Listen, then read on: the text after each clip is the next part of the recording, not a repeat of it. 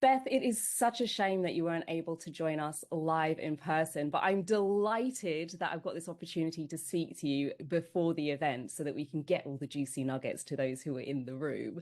You've been at Patagonia for a while now, and you've been the Director of Environmental Action and EMEA there. Can you tell us a little bit about what your responsibilities are in that role, and just describe that a little bit for our audience who perhaps will have no idea what that actually means?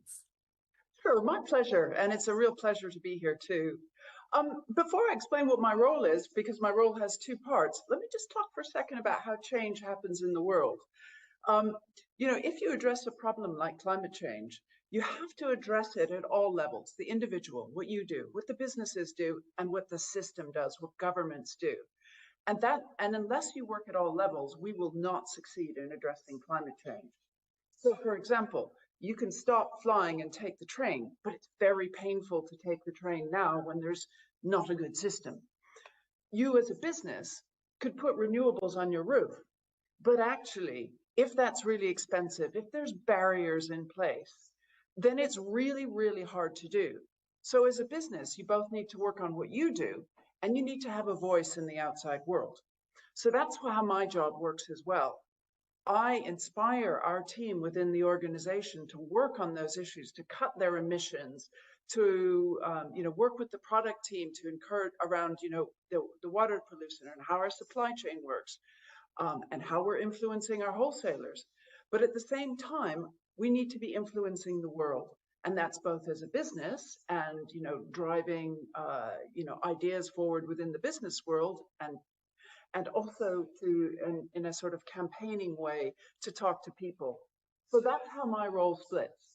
And on the campaigning side, we give 1% of our profits to NGOs, to charities, and they're small grassroots charities that we back.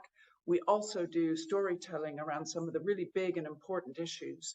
And some of those are around energy, some of those are around protecting natural spaces. So I love what you're saying there, because it isn't just about thinking within the organization. We're so interconnected nowadays that we can't just think about what we're doing ourselves within an organization. We have to think about how all of those parts come together. Now, I know there's going to be a lot of people in the room who've been watching the news recently Yes. and seen one heck of an announcement that came out a couple of weeks ago from your founder, Yvonne, who announced a restructuring of the company. Can you tell us a little bit more about that, and why is this being done? Yeah, first to say, I think every staff member who works at Patagonia is incredibly proud at the moment. Yvonne Chenard is really a leader, and it's very inspiring for us, and I hope for the business world. Why did he do it? Well, he did it because we're running out of time. It's really obvious. If you think about emissions themselves, our emissions need to be going down in 2025. That's in less than 2 years. And right now they're on their way up still. So, and we need to be doing that. We need to be protecting 30% of land and seas if we're going to have like a habitable world to live in and food to eat. And what's so interesting is that, of all the giving that's in the world, only 2% thereabouts goes into the environment and protecting our world. And that's madness. We depend on the world that we live in order to live our lives, to have our businesses. And it's just insane that we're watching it slip away from us. So I think it was driven out of passion. I mean, big problems require big changes. And it sounds like, rather than Patagonia is known for taking incredible steps, but this is this is a leap, really, isn't it? It's saying we've really put a stake in the ground and we're not messing around here at all. Yeah, I think that's right, and I think you need to put values and mission into business, because at the moment it's strictly for shareholder value, short-term profits, and that is destroying our world. It's leading to extractive capitalism, and that's not the world we want. We want regenerative capitalism, a way that we can, business can live side by side in the natural world. So what Yvon Chouinard is trying to do with the structure that he's created, which is one where he can keep control and the company can continue to generate profits that will go into nature, is to try to show to other businesses that they should be finding and thinking innovatively about how they can do the same thing. It brings me really beautifully onto my next question, which is around an understanding of sustainability. I mean, it's a term that's bounded about so much nowadays, but how does Patagonia understand sustainability? How do you define sustainability and a sustainable business? Yeah, you see, we don't use the word sustainability because it's not very honest. And at Patagonia, we really try to be honest with ourselves. Every time we sell a jacket, we create a problem.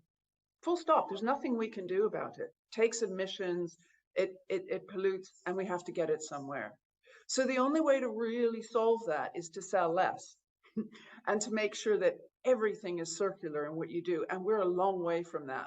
So we're pretty humble, as in we've got a really big problem and we're not anywhere near close enough to where we need to be.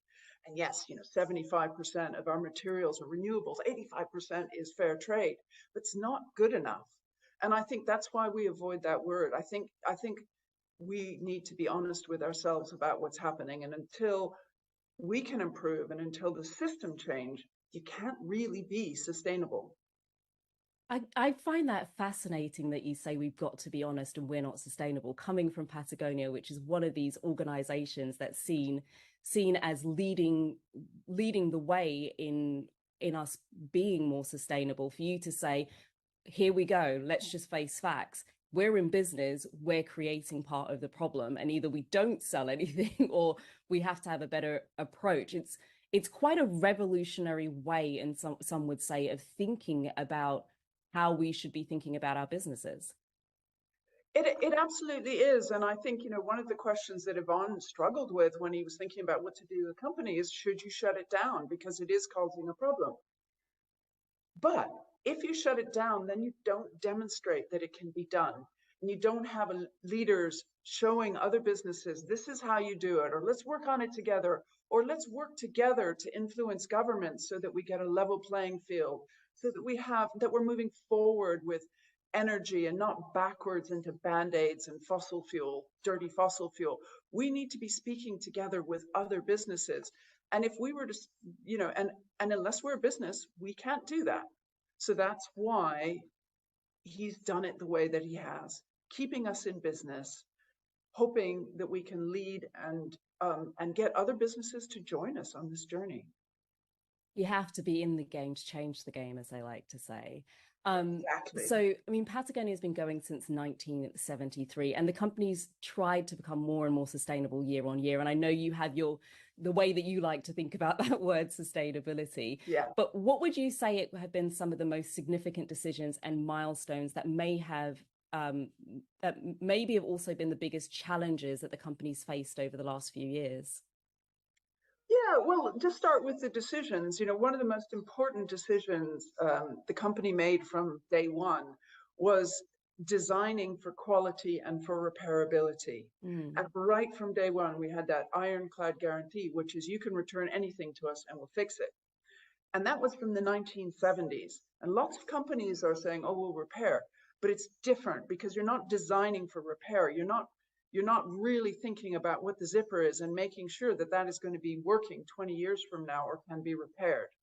And that puts cost in the business. Switching to organic cotton puts cost into the business, but it's the right way to do it. And I think that's that value of doing it the right way for the planet, and the right way for reliability has just underpinned everything that we've done as a company going forward. And yeah, there's been loads and loads of tough decisions to make, but it's and sometimes we don't know the solutions. Like I talked earlier about cutting emissions on our supply chain. 90% of our emissions come from our supply chain. We don't control that. It's bloody difficult. We have ideas, but we don't have the solutions to how to fix that. But we're working on it. And so I think that's the thing. It's really hard, and every person within our businesses, every salesperson has to make a decision. What's the most profitable thing? And at the same time, make it a second time and say, okay, now what's the right thing to do?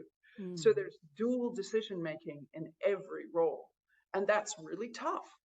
And But what's good about it is that it gives authenticity. You know, what people like about Patagonia is it's for real, right? So, people buy into the brand because of that. They believe in the brand. We're innovating all the time, and our staff retention is fantastic. There's lots of good things that come out of authenticity that have allowed us to thrive and to become $1 billion company. We could grow much faster than we choose to grow. We hold our growth back because it's the right thing to do, because of the issue of damage. It's so beautiful to hear you talk about the two decisions that are made back to back. We have to decide what's going to be profitable, and then we have to decide what's the right thing to do. And that second decision point is so interwoven into the business, and a business that's grown to a multi-billion-pound business, multi-billion-dollar business, is hope for other organizations out there who perhaps have been thinking it's either or. We're either going to do the right thing, or we're going to do the most profitable thing, or we'll get to the right thing later. I think there's a lot of inspiration in there for us to take from. One last question for you. Our audience is highly interested in building sustainable businesses. You had some advice to give us based on all the years at Patagonia and the changes that you've seen at that time. What advice do you have for entrepreneurs who want to make their businesses sustainable? Right. Well, the first thing is put your values in your mission. What customer problem are you solving in a way that builds and solves a societal problem? Customer, society. If you have your values in your mission, then it will trickle down into every role that you have. And the second piece of advice is split your roles. So in other words, don't put your sustainability and CSR person in the corner. Put sustainability into everyone's role. Your job is to deliver this mission, this customer value, and this social mission. You have to make this double decision. Every person has that responsibility. Grow slowly. You've got to that's the third point, which is if it's really hard. I know about cash flow problems. I think one of the reasons Yvon Chouinard was able to maintain Patagonia with its values was that he grew slowly and steadily. You can put it in your business plan. You can cost it out. You can, if you do it carefully, you don't have to make that trade-off. If you grow too quickly, you probably will. And the last piece of advice I'd say is don't do it alone. We as businesses need to lean on each other. We can't solve these problems alone. We can't speak out to government alone. We need to be part of groups, sustainable business groups, responsible business groups, speaking out together, working together, and together we'll solve these problems. And I think that's really important. So those would be my 4 suggestions. They're so powerful in their own right as well. I mean, you've crammed them in super quickly there, and yet there's so much to each of those points, and it's such an incredible inspiration. I think it's a great opportunity to remind people why they're here at the Impact Festival, and that the reason for this is it actually gives you a great opportunity to do at least one of those things on Beth's list, which is to work together and collaborate with each other. If there was one way for people to connect with you at Patagonia, what would that be? Like, what one thing would you really want to invite people to do now as a result of listening to you? If you could just say, here you go. If there's only one thing you take from what you've heard from Beth, and there should definitely be a lot more than that, to be honest, because it's been full of absolute gold nuggets, what would that be? Use your voice. Don't just think you can work on yourself. Work with others, and together let's use our voice to change the world. Beth, thank you so much for spending this time with you. Again, it's slightly heart-wrenching that you haven't been able to join us live in person, but it's been absolutely wonderful to have spent this time talking to you today. Thank you again. Thank you so much. It's been really a pleasure.